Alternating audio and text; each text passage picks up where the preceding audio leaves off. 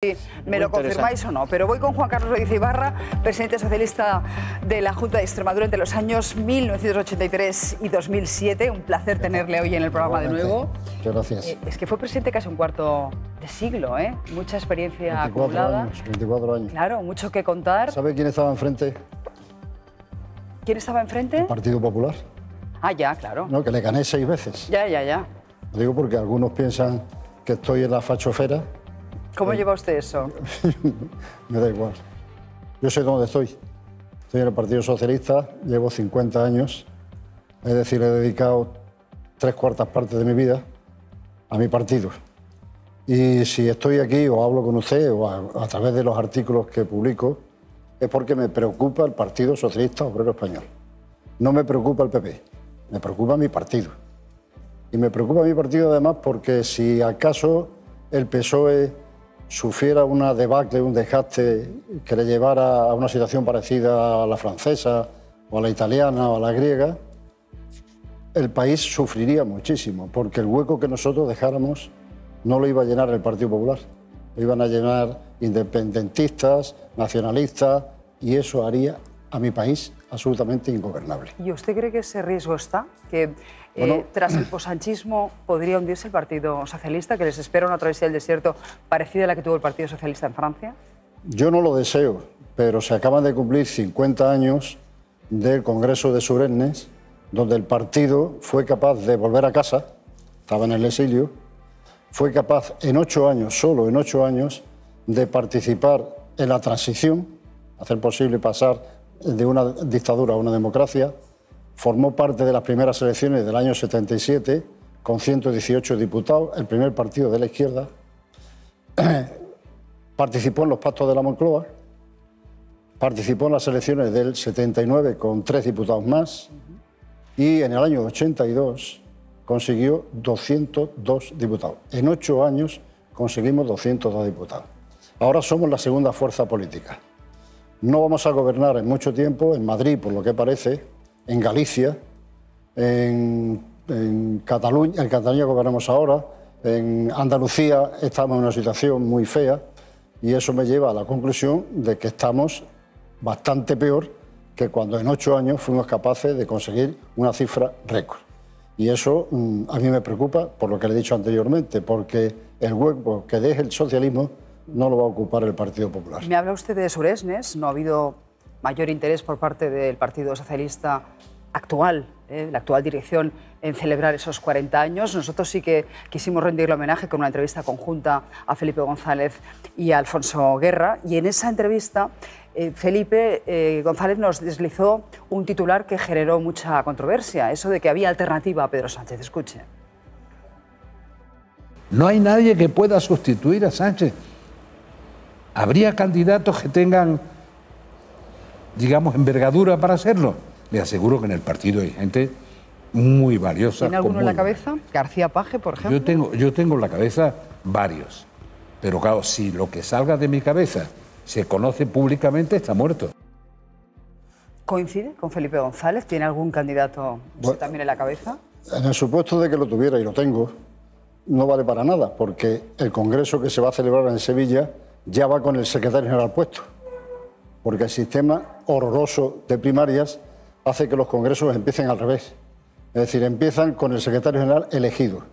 Luego el congreso no deja de ser un congreso devaluado, porque no se podrá aprobar nada en las ponencias que vaya en contra del deseo del secretario general. En el supuesto de que el congreso quisiera criticar la amnistía o el cupo catalán, el secretario general estaría desautorizado y dimitiría. Un congreso para que dimita el secretario general no tiene sentido. Pero para que no le quede a usted la curiosidad de la pregunta, por ejemplo, Borrell sería un magnífico candidato. Ya lo intentó en una ocasión y no pudo por una circunstancia que hoy sería una broma, unos inspectores de Hacienda de Barcelona que no sé qué. ¿Lo tiene usted en la mesa también? Cándido Méndez. ¿Me está proponiendo a Cándido Méndez de candidato? Por ejemplo. No para ahora, porque ahora no tiene sentido, repito, porque es un sueño estúpido, ¿no? Si ya está elegido. Ya.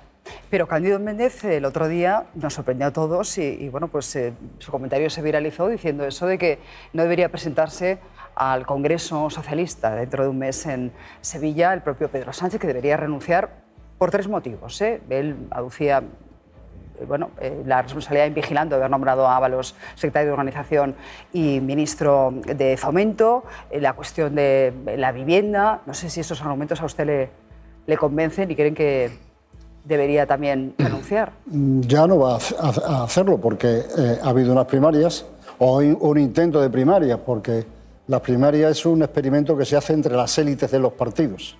Es decir, no conozco a ningún obrero que de una agrupación local de Extremadura desee ser candidato, porque no hay empresa que le dé permiso para estar 2 meses recorriéndose España. Tienen que ser los que estén pagados, es decir, los que tengan el sueldo asegurado. Por lo tanto, desde mi punto de vista, es un sistema perverso, porque además elimina los órganos de control. Por lo tanto, no va a dimitir quien acaba de ser ratificado y elegido. No lo sé, me cita usted el caso Ábalos, no sé qué. Le diré una cosa. Algunas veces nos preguntan a los ciudadanos qué pensamos del caso Ábalos, del caso Begoña Gómez, que no sé qué. Yo no lo sé, porque tendría que estar todo el día leyéndome los sumarios para enterarme de qué es lo que pasa. Pero les digo también una cosa, me importa poco. ¿Sí? Es decir, sí, en el supuesto de que Ábalos sea culpable, que Begoña Gómez sea culpable, que la pareja del señor Ayuso sea culpable, etcétera, ¿tendremos viviendas? ¿Qué le importa a la gente?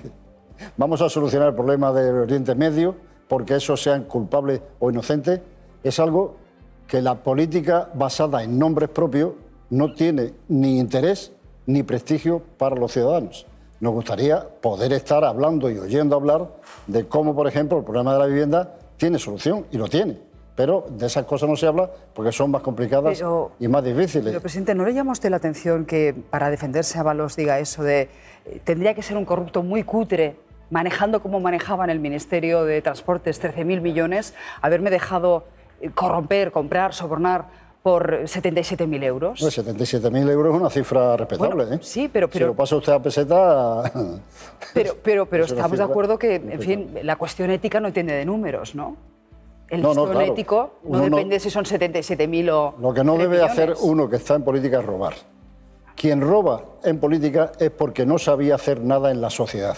Se ha metido en política pensando que ahí tiene un modus vivendi y cuando estaba dentro ha visto que a lo mejor había algún subterráneo por el que se podía colar y hacerse más rico de lo que era cuando entró en política.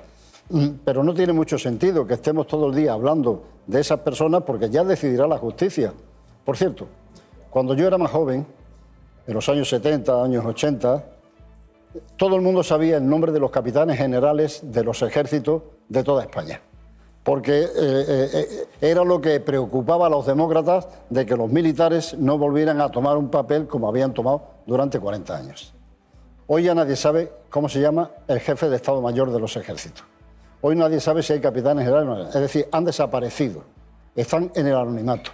Pero todo el mundo sabe el nombre de los jueces en España. Es verdad. Cosa que antes no ocurría en mis tiempos, era el juzgado número 3 ha dictado tal, el juzgado número 4, el 3, ahora no. Ahora tenemos a los jueces protagonistas. Y son protagonistas porque los políticos están todo el día arrojándose querellas unos a otros. Y claro, surge la oportunidad de que alguien que era desconocido de pronto tome el ejemplo de los jueces que había durante este último tiempo, que eran los jueces protagonistas, y han dicho, esta es mi oportunidad de estar todo el día. Pero la culpa la tiene la clase política. No le voy a preguntar mucho más por la corrupción, pero sí que ayer Javier Caraballo, nuestro colaborador, dejaba para usted una pregunta que quiero que la escuche usted. Una gran polémica por el hermano de Pedro Sánchez. ¿Qué sabe él del hermano de Pedro Sánchez que vive en Extremadura? ¿Qué sé yo? ¿Qué sabe usted sobre el hermano de Pedro Sánchez, que tiene su residencia fiscal aparentemente en Portugal, pero que fue contratado por la Diputación de Badajoz? Pues no me he dedicado yo a mirar los contratos de la gente que trabaja en la Diputación de Cáceres o en la de Badajoz. Sé lo que se dice. Unos dicen que vive en Elvas, otros dicen que vive en Badajoz, unos dicen que trabaja en la Diputación y que va todos los días, otros dicen que no. Ayer leí que estaba preparando 2 óperas juveniles, pero no sé más. Ni me interesa tampoco, repito. Es que Supuesto de que el hermano de Sánchez sea culpable, ¿qué vamos a arreglar en España? De los problemas que tenemos. Pues vamos a hablar de los problemas. Me decía, la vivienda tiene solución. ¿Qué solución tiene el problema de la vivienda sabiendo que tenemos un déficit de viviendas, según el Banco de España, enorme? Llegarían a 600.000, incluso 700.000. Prometió Pedro Sánchez construir 180.000 viviendas sociales, llevaría 80.000 construidas, pero ya esa promesa se queda corta. Imagínese usted que hubiera mañana un tsunami en la costa española y arrasa con 20.000 viviendas. ¿Qué haría el gobierno y la comunidad autónoma correspondiente? Sacarían dinero para hacer 20.000 viviendas inmediatamente, porque dinero siempre hay, en la administración siempre hay dinero. Estamos gobernando siempre en coalición con el ministro de Hacienda o el consejero de Hacienda correspondiente, que tiene el dinerito guardado, pero dinero siempre hay. Y se harían inmediatamente 20.000 viviendas. Lo digo porque en Badajoz hubo una riada enorme, se destruyeron 1.200 viviendas y en un año y medio la Junta de Extremadura hizo 1.200 viviendas. Por cierto, con la ayuda del señor Casco, entonces era ministro de Fomento. Ahora no hay un tsunami, afortunadamente, en la costa, pero hay un tsunami de jóvenes en España que no tienen vivienda. ¿Por qué no se combate ese tsunami al que tienen derecho los jóvenes? Pues se combate simplemente, dice usted, hay un déficit de vivienda, haciendo vivienda pública. Es la única forma de controlar el mercado. Ayer oía yo a una diputada de Podemos, me parece, diciendo que hay que controlar el mercado. Efectivamente. Si usted hace vivienda pública al lado de las que se están haciendo privadas, el precio de la vivienda va a bajar totalmente. Y se pueden hacer viviendas autoconstruidas, dando un dinero al interesado para que construya su propia vivienda en los pueblos de España. Se pueden hacer viviendas sociales para alquilarlas a un precio asequible para las personas que menos tienen. Se pueden hacer viviendas de muchos tipos, pero hay que hacerlas. Que si hay voluntad política podría llegarse a un pacto de Estado entre las distintas administraciones, porque además la mayoría de autonomías están en manos del PP, y eso se podría abordar en la próxima conferencia de presidentes, ¿no? Yo creo que habría que obligarles a las comunidades autónomas, que son las que tienen la responsabilidad de hacer vivienda. El Gobierno central tiene la capacidad de legislar, pero la construcción de las viviendas corresponde a las comunidades autónomas. Por lo tanto, habría que obligarles a las comunidades autónomas que destinen una parte de sus presupuestos a la construcción de viviendas. Repito, todas tienen dinero para hacerlo. Simplemente basta con decirle al consejero de Obras Públicas, en lugar de 5 carreteras vas a hacer 3. Y con ese dinero vamos a hacer 1.000 viviendas para que la gente pueda vivir. ¿Usted es partidario de intervenir los precios, como está pidiendo Sumar y Podemos? Porque esta va a ser una cuestión capital de cara a la negociación. Si es de la forma que yo digo, todo lo que sea intervenir en el mercado, mediante dinero para el inquilino, control para el que alquila, etcétera, eso siempre fracasa. Vale. La única forma de controlar el mercado es hacer vivienda pública al lado de la privada. O sea, si usted ampliar la oferta.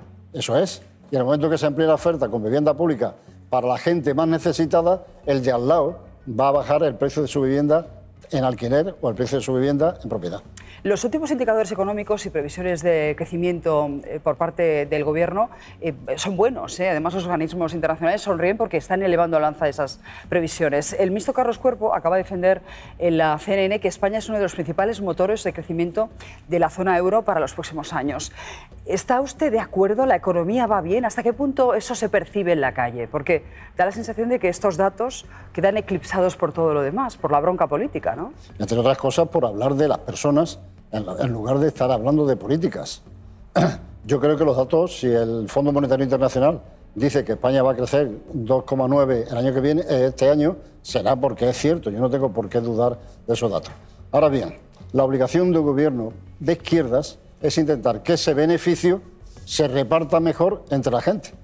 Esa es la esencia de la socialdemocracia, hacer que el mercado crezca y después que ese crecimiento repercuta en beneficio de todos.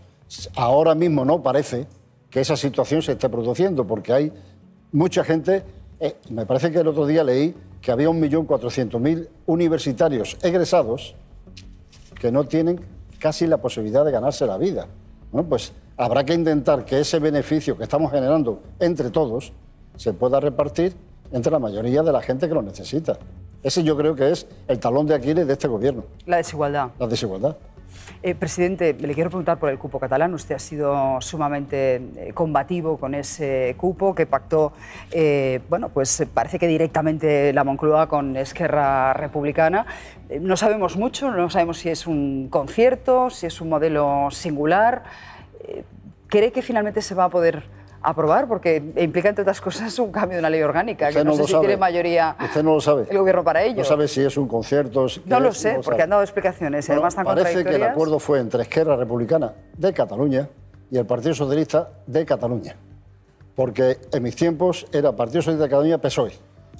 Pero ahora he visto que eso ha desaparecido y ahora es Partido Socialista de Cataluña y Esquerra Republicana de Cataluña. Dos partidos de Cataluña. ¿Qué cree usted que van a pactar? ¿Algo para beneficio de Andalucía, de Extremadura y de Castilla?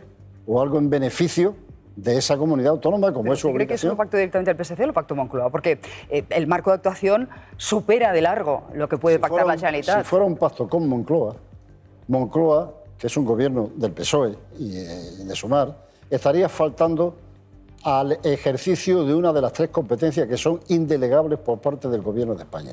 Una es la representación del país. No puede estar representándole la embajada de no sé qué de Cataluña en Estados Unidos. ¿Conoce usted alguna embajada del estado de Pensilvania en España? No. ¿O de Baviera? Bueno, pues nosotros somos tan originales que tenemos embajada de España y embajada de Cataluña o del País Vasco en Nueva York. Esa representación no la puede perder el Gobierno. La coordinación no la puede. Somos un país descentralizado. Tenemos tres administraciones, la local, la autonómica y la nacional.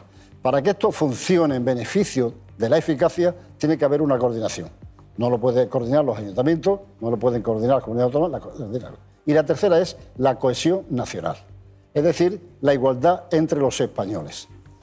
¿Ha sido la comunidad autónoma X la que ha hecho posible que la igualdad de género se produzca? No, ha sido el Gobierno de España y el Parlamento español. ¿Ha sido alguna comunidad autónoma la que ha hecho posible que cada uno tenga el sexo que le dé la gana y pueda casarse con quien le dé la gana? No ha sido ninguna comunidad autónoma, ha sido el Gobierno de España y el Parlamento. Pues la igualdad de los ciudadanos es responsabilidad del Gobierno de España. Si usted pacta con una comunidad autónoma una situación como la del cupo, dice Borrell que es el cupo, estamos faltando a la igualdad. Y Borrell por fue tanto, inspector de Hacienda, es decir, y Borrell fue ministro de Hacienda y sabe de eso un rato. Por lo tanto, si eso es así, yo estaré siempre en contra y espero que cualquier socialista no vote a favor de algo que rompe la igualdad entre los españoles. Borrell es de los pocos socialistas, digamos, en activo, que ha levantado la voz mínimamente contra el cupo catalán. El resto parece que lo han bendecido todos, el extremeño García levantó Paje, la voz también. sí. Paje también y Lambán también.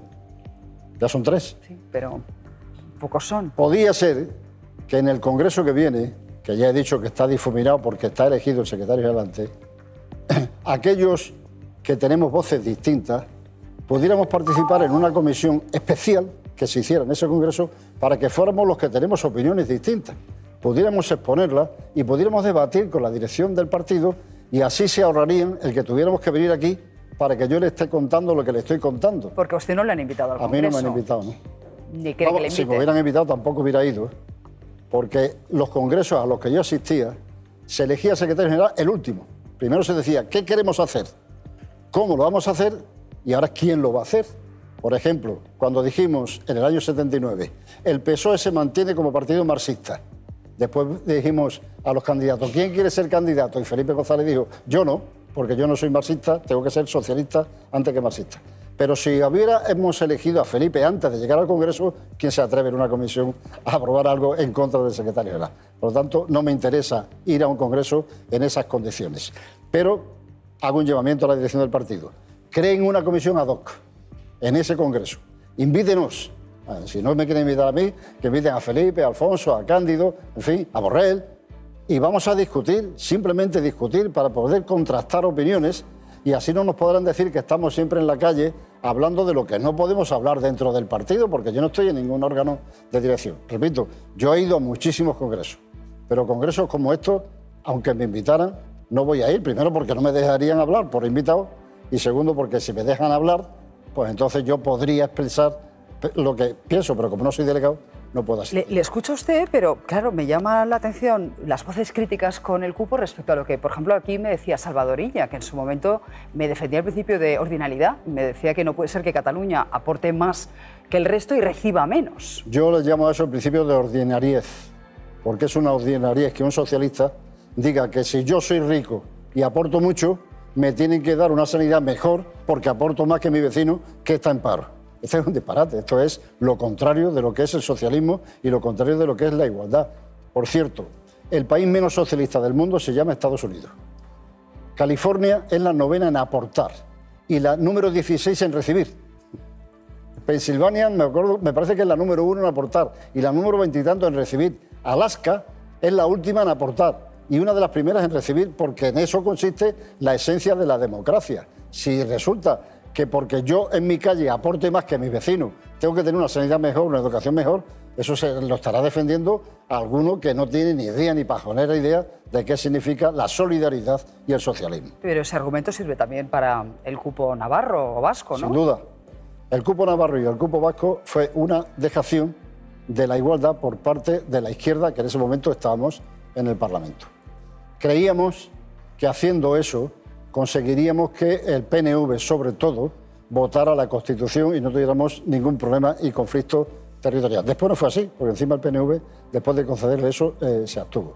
Yo tengo la suerte de haber sido declarado, cuando era presidente, persona non grata en el Parlamento Navarra, con el voto de los socialistas, porque dije que un sistema medieval no tiene sentido en una España democrática. El derecho histórico no se puede ver por encima del derecho ciudadano, que es lo que la Constitución del 78 reconoce. Sigo manteniéndolo, está en la Constitución. Si alguna vez se reforma la Constitución, yo pediré que se quite esa antigualla que no tiene ningún sentido en una Constitución democrática moderna. Puigdemont acaba de oficializar su candidatura para presidir Junts. Dijo que dejaría la política si no ganaba las elecciones catalanas, pero esa promesa, digamos que se la ha llevado el viento. No sé, de momento parece que no va a ser amnistiado porque el Supremo cree que el delito de malversación no es amnistiable, pero sigue teniendo un peso importantísimo en la negociación de los presupuestos y en el hecho de que Pedro Sánchez pueda permanecer en la Moncloa, ¿no? ¿Cómo lleva usted eso? Pues yo creo que, vistas las cosas como están, casi sería mejor que lo amnistiaran. Y así el PSOE se evitaba tener que negociar con un prófugo de la justicia. Ya estaría en Barcelona. Estuvimos negociando con Esquerra, que estaba en la cárcel, los presupuestos. Y ahora estamos negociando con un prófugo los presupuestos. Yo creo que lo mejor que podría hacer ese señor era venir a España, asumir su responsabilidad y una vez que la asuma, después veremos a ver si se le indulta o no se le indulta. Pero amnistiarlo, yo creo que es un error con el que yo no estoy de acuerdo y tengo mis discrepancias al respecto. Se nos dijo que bueno, pues Junts desconfiaba de Santos Cerdán, del emisario del Partido Socialista, el secretario de organización, y que quería un nuevo interlocutor. Y según a veces ese interlocutor sería Zapatero, sería el nuevo, digamos, mediador. No sé cómo... ¿Volvió de Venezuela ya, Zapatero? ¿Volvió? Sí, hace unas cuantas semanas volvió. Tiene práctica de mediación. Si ya estuvo con un gángster como el de Venezuela, ahora porque esté con un prófugo, bueno, ha ido mejorando. ¿Son ustedes muy críticos, la vieja guardia, con Zapatero? Bueno, yo no tengo ninguna queja con respecto a Zapatero. Sí tengo mis dudas de que Zapatero esté haciendo un papel, aunque sea el más sensato del mundo, con un tipo como Maduro y con una democracia prostituida como la venezolana. Mejor que lo dejara. La debilidad parlamentaria de Pedro Sánchez le llevó a decir que tal vez habría que, bueno, gobernar al margen del Parlamento. ¿Qué sintió usted cuando escuchó esa declaración? Que se le fue la lengua, porque no creo que lo piense honradamente. Un demócrata no puede pensar que se puede gobernar sin Parlamento, porque entonces estaríamos en una dictadura. Ya sabemos lo que es en España, muchos veteranos sabemos lo que es vivir sin Parlamento. Eso no lo puede decir Pedro Sánchez, si lo dijo, yo creo que estará arrepentido de haberlo dicho, porque no puede gobernar. La prueba es que ahora mismo está intentando buscar los apoyos necesarios para aprobar los presupuestos. Sin Parlamento no hay presupuesto. Sin presupuesto yo creo que es difícil gobernar. El caso es que al Gobierno le cuesta muchísimo sacar adelante las leyes, ya veremos si los presupuestos, y ahora mismo se está contando con una negociación complicadísima, porque tiene por un lado Junts y al PNV, que por ejemplo quieren tumbar el impuesto a las compañías energéticas, y por contra Sumar y Podemos exigen que ese impuesto esté. Y luego el tema de la vivienda, ya ve que están presionando mucho desde Sumar y de Podemos para la intervención de los precios. ¿En qué va a quedar todo esto, esa negociación presupuestaria, con aliados tan distintos? La situación del Gobierno con los socios que tiene es una situación estrafalaria. Es decir, uno no puede decir que es un Gobierno progresista teniendo al PNV, teniendo a Bildu o teniendo a Junts o a Esquerra como negociadores. lo que son es antifranquistas, porque yo creo que ese ha sido lo que ha hecho el Partido Socialista, es decir, voy a poner una raya, aquí los antifranquistas y aquí los teóricos franquistas, porque no le podía caber aquí los progresistas estando Junts o estando el PNV. Y en esa situación volvemos a los años 70, a las dos Españas. Aquí una España y aquí otra España. Y eso es un disparate. Eso hace que el país comience a estar en una situación de enfrentamiento y comienza a haber pocas discusiones políticas porque son dos los que discuten sin que haya posibilidad de llegar a un acuerdo. Yo intentaría hacer lo posible por poner la paz en el partido, buscar alianzas dentro del partido y hacer posible que el Partido Socialista vuelva a ser el partido que aspira a gobernar para la mayoría. Si pones la raya, estos de aquí no te van a votar nunca. Si no pones raya, es posible que consigas votos del centro izquierda, de la izquierda y de la parte de la derecha. ¿Qué le parece a usted el retiro espiritual de Pedro Sánchez? Ha pasado ya un tiempo de eso, pero como no he tenido ocasión de preguntárselo... Bueno, ya es una experiencia. Yo creo que la presidenta de Madrid podía haber ido a la entrevista con Sánchez y haberse retirado después de 5 días. Porque ya hay una experiencia de lo hecho. Dicho esto, le voy a decir una cosa con respecto a los presidentes autonómicos. Cuando Ayuso se pone en contra de lo que teóricamente dice su partido, todo el mundo dice que el que manda, todo el mundo de la oposición, que el que manda, la que manda es Ayuso. Sí. Pero cuando Paje lo hace, nadie dice que el que manda en el PSOE es Paje. Y segunda cosa, a mí algunas veces cuando era presidente me llamaban desde la calle Ferraz, desde la sede, y me decían alguna cosa que yo no quería oír ni iba a decir. Y entonces le decía al interlocutor, te has equivocado de teléfono, si quieres te doy el teléfono del delegado del gobierno. Yo soy el presidente de Extremadura y si quieres algo del gobierno, llama al delegado del gobierno. Entonces los presidentes autonómicos no son los delegados de los gobiernos ni de los partidos. Dicen, es que está en contra de Feijóo. No, ella está haciendo su política, como la está haciendo Paje o lo está haciendo cualquiera, porque no son los delegados del gobierno ni los delegados de sus partidos. Me irrita mucho cuando oigo a alguien decir, es que no está haciendo lo que dice su partido. Efectivamente, porque no está a las órdenes de su partido, está a las órdenes del compromiso electoral que tiene con sus ciudadanos. ¿Y qué pasa con los varones críticos, por ejemplo, respecto al cupo catalán? Porque hemos visto como algunos de ellos bueno, pues van a ser purgados, ¿no? Estoy pensando en Tudanca, en Lobato. Mire usted, algunas veces dicen que van a ser purgados por Ferraz. Sí. Yo pregunto, ¿quién es Ferraz? Porque siempre se dijo que las paredes oyen, pero que las paredes hablan, nunca lo he oído. Y por lo visto ahora hablan las paredes. Yo he estado en la Ejecutiva Federal un tiempo, me he puesto enfrente de Ferraz y no le he oído nunca hablar a Ferraz. ¿Quién es el que dice que Tudanca no va a ser secretario general o que García Páez? ¿Quién lo dice? Tendrán que ser los militantes los que se expresen libremente a la hora de decidir quién quiere que gobierne su partido en el ámbito territorial correspondiente. Que lo hagan desde Ferraz no tiene ningún sentido.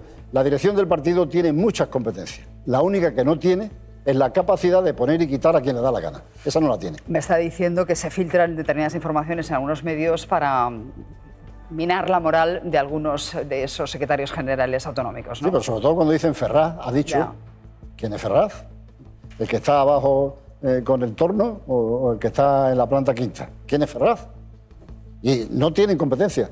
No deben meterse en quién decide por parte de la militancia de un territorio por quién quiere ser gobernado. ¿Le gustará a Ferraz o no le gustará a Ferraz, como dicen ellos? Es que no le gusta a Ferraz porque se aguante. Si le gustan los militantes, esa es la persona indicada para llevar el partido adelante. Si fracasa, pues entonces habrá que replantearse desde la propia militancia qué es lo que ocurre. Ahí sí cabe la limitación de mandatos. Yo me reía mucho cuando yo era presidente, llevaba 5, decía, es que hay que limitar el mandato. Yo decía, efectivamente, de los que pierden, de los que ganan, ¿no? ¿Qué recorrido da usted a esta legislatura, presidente? Pues yo no soy la pitonisa Lola y por lo tanto no sé exactamente qué es lo que puede pasar. Si no hubiera presupuesto, la legislatura se acaba. Y por cierto, si no hay crítica en el Congreso, por lo menos para decir, oiga, lo que aprobamos en el último Congreso, lo que no se ha cumplido, ¿por qué no se ha cumplido? Explíquenlo. Si ahí tampoco se va a hacer crítica, el Partido Socialista estaría en una situación muy difícil. Si no se puede hablar dentro y no se puede hablar fuera, el partido estaría muerto. Recomiendo a muchos militantes nuevos que se lean a Rosa Luxemburgo, que fue socialdemócrata alemana y que en el año 18 escribió un libro sobre la Revolución Rusa, después se pasó al Partido Comunista. Pero seguía diciendo lo mismo, la libertad solo es libertad si la puede ejercer el discrepante. Si no la ejerce el discrepante, estamos en China, que solamente puede hablar la élite del partido. Y si habla la élite del partido, estamos ante una dictadura no del proletariado, sino una dictadura burguesa. Pero cuando hablan ustedes, y estoy pensando en Ibarra, en Felipe González, en Guerra, en el propio Cándido Méndez, en Nicolás Redondo Terreros, les dicen que su tiempo ya ha pasado. Sí, yo pertenezco... Que están pensando en una España que ya no existe, que ahora es mucho más plural. En España que no existe... Ya las mayorías que ustedes tuvieron son imposibles a día de hoy. ¿Por qué imposible? Nosotros siempre tuvimos a la izquierda nuestra otro partido de izquierda, de gente con una categoría que no se puede usted imaginar, es decir, que Santiago Carrillo, Ramón Tamames, Eduardo Saborido, Pilar Bravo. Le pongo la nómina de los diputados comunistas de aquel tiempo y no se pueden comparar con la izquierda de hoy. Eran menos besucones, acariciaban menos, pero eran de una cultura política tremenda. Y ganábamos a los comunistas. Ganarle a Sumar es lo más fácil del mundo. Lo que hay que intentar es no dejarse arrastrar por ellos. Aquellos comunistas fracasaron. Tengo miedo de que triunfen hoy desde las filas del PSOE. Wow, me está diciendo que el Partido Socialista está escorando para hacer suyos muchos de los argumentos de esta izquierda a la izquierda, ¿no? Viendo que además se está desangrando en las urnas a tenor de los sondeos, ¿no? Es como nos ve la gente. La gente cuando le pregunta si tú estás al partido, de 0 a 10, siendo 10 la extrema derecha, nos ponen el 2, 2,5. Estamos muy a la extrema izquierda. Así no hay manera de conseguir una mayoría. Y eso lo deberíamos conseguir entre todos, sin que nadie sea sospechoso. Yo decía usted, los que pertenecen al grupo de Lambán, etc. Yo pertenezco a un grupo en el PSOE, que es de los que no queremos nada, absolutamente nada. No sé cuántos somos, pero yo no quiero nada. Nada, ningún puesto quiere decir. Nada, ni orgánico, ni institucional, ya lo tuve y lo dejé porque quise, no porque me echara la gente. Ahora, mi partido sí me preocupa, porque en el partido mío va el futuro del país. Si nosotros fracasamos, va a ser muy difícil que España sea gobernada. Pero usted sigue votando al Partido Socialista, ¿no? Sin duda, sin duda. Alguna vez he tenido tentaciones feas, pero me acordaba siempre que iba ya a la urna de una película, que no recuerdo su título, donde una madre tuvo un niño que era el demonio. Y el demonio era malo hasta más no poder. De tal forma que ya lo metieron en una habitación porque mataba. ¿También? ¿También? ¿Era esa película? Quizás. Y entonces le dijeron a la madre, la única que puede hablar con él es usted. Y si puede, lo mata. Y entonces la madre entró en la habitación y no lo mató porque era su hijo. Yo cuando alguna vez he tenido la tentación de no votar al PSOE, ¿qué me he acordado? Que es que yo he estado muchos años con él y no lo voy a abandonar. ¿La tentación era abstenerse o votar a otro partido? Abstenerme. Nunca lo he hecho, siempre he votado. Porque es que yo tengo más de 100 campañas electorales a mis espaldas, defendiendo a mi partido. Ahí es nada. Pues se le escuchan muchos argumentos que habitualmente le escuchamos también en esta tertulia. Cándido Méndez, él defiende que tiene que ser el Partido Socialista un partido de mayorías, pero no sé cómo se ha quedado Cándido cuando ha escuchado eso de que podía ser un candidato de transición, en el momento en el que, bueno, pues el Partido Socialista tenga que coger un nuevo liderazgo, unas nuevas aspiraciones, Cándido. ¿Por qué dice usted de transición? No sé. Pero usted le presentaría como presidente del gobierno con mando en plaza y con aspiración de ser elegido. Tiene una gran cultura política, conoce el mundo laboral mejor que nadie y es un hombre sensato. Cándido. Y además es extremeño, nació en Badajoz. A ver qué responde él, Cándido. No responde. ¿Qué? ¿Algo que decir? ¿Qué? ¿Algo que decir? Porque te están postulando como candidato. Yo soy del mismo grupo de él, del que no quiero nada. Definitivamente no. Aparta de mí ese cáliz. Aparte que yo, mi experiencia, sobre todo sindical y laboral, él lo ha dicho. Y él está demostrando que tiene una gran experiencia en el terreno de la política. Más de 100 campañas electorales a sus espaldas. Merece la pena oírlo, ¿verdad? Mucho. Pero ve usted que hay nombres. Otra cosa que no quiera. Tendrá que pensar en alguno que tenga Borrell. Tal vez más ambición. Borrell. Es más joven que Trump. Y Trump puede ser el presidente de Estados Unidos. Bueno, pues ya tenemos a alguien para... Pero que no estoy postulándolo para ahora, porque ahora ya tenemos secretario general. Va a ir al Congreso como secretario general. Señor Ruiz de Barba, siempre es un placer entrevistarle. Gracias de Muchas verdad. Gracias a usted. Por elegirnos para esta entrevista. Un abrazo y hasta la próxima. Gracias. Bueno, pues, wow. Cándido. Tú o Borrell, ya lo has oído, ¿eh? Yo creo que ha dicho vuestros nombres porque piensa, no los puedo abrazar, ¿eh? Porque tampoco tienen aspiraciones. Bueno, en el caso de Borrell no hemos preguntado.